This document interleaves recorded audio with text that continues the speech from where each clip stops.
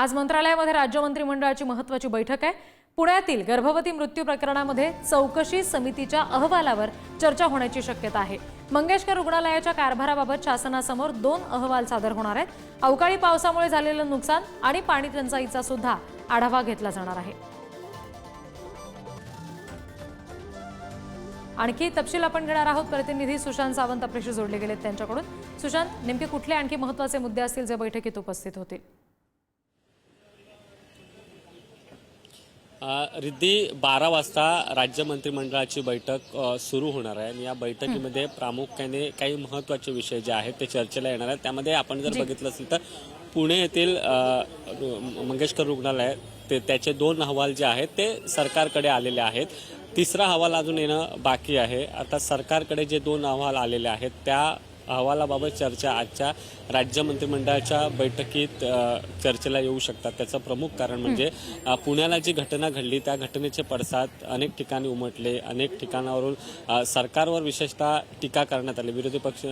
माजी विरोधी पक्षनेते विजय वडेट्टीवार यांनी देखील सरकारवर टीका केली होती आणि त्याचमुळे आज जे अहवाल आले त्या अहवालात नेमकं काय म्हटलं आहे, नेमकं यामध्ये दोषी कोण, याची संपूर्ण माहिती जी आहे ती आजच्या कॅबिनेट मंत्रिमंडळाच्या बैठकीत दिली जाईल।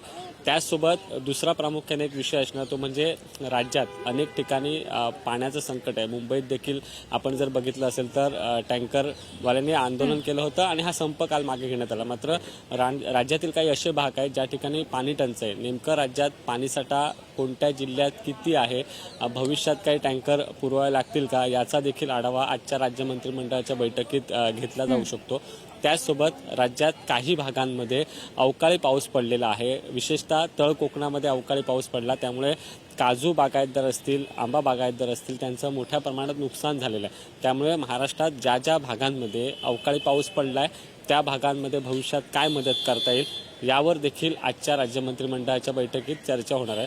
मात्र आपण जर बघितलं असेल तर खऱ्या अर्थानं आजची राज्य मंत्रिमंडळाची बैठक महत्त्वपूर्ण असणार ते म्हणजे पुण्यातील विषयावर। यामध्ये सरकार आता पुढची भूमिका काय घेणार आहे, कारण 2 अहवाल सरकारकडे आलेले आहेत आणि या 2 अहवालानंतर आणखी एक अहवाल जो आहे तो सरकारकडे येईल आणि त्यानंतर एक मुख्य सचिव या तिन्ही अहवालांची माहिती जी आहे ती मुख्यमंत्र्यांना देतील। त्यामुळे आजच्या या 2 अहवालात जे अहवाल सरकारकडे प्राप्त झालेले आहेत त्यावर आजच्या मंत्रिमंडळाच्या बैठकीत काय चर्चा होते हे बघणं महत्त्वाचं ठरणार आहे। रिद्धी जी, धन्यवाद सुशांत दिलेल्या माहितीसाठी।